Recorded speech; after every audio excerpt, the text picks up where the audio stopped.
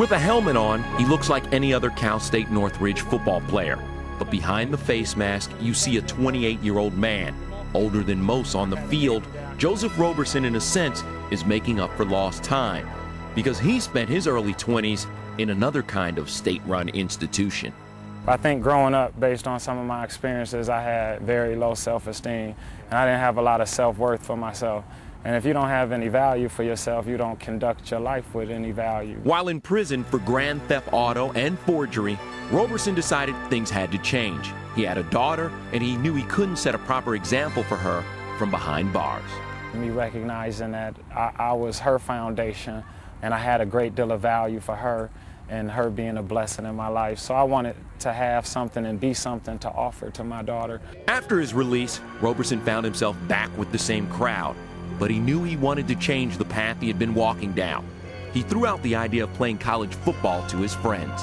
Everybody laughed at me, and everybody proceeded to make jokes about me, and that just really, like, simply put, it hurt my feelings. And it just, I needed to answer that question. Roberson enrolled at a local community college to play football, then gathered enough courage to approach Matador's head coach Jeff Kieran for a walk-on opportunity. He was upfront about his future and his past.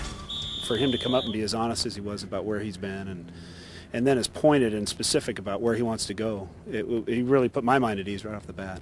Roberson hasn't held back on the field or in the classroom. He's already earned his degree in sociology and is working on his master's in psychology. He's into his books and into what he has to do.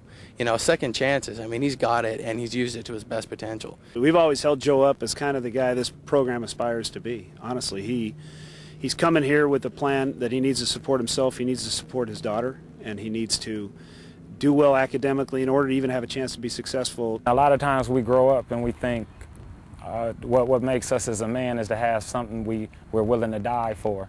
And then as I've grown, I realize how much more of a man it takes to find something to live for. And so that's what my daughter is for me. And so that's really what's made all the difference to me in my life.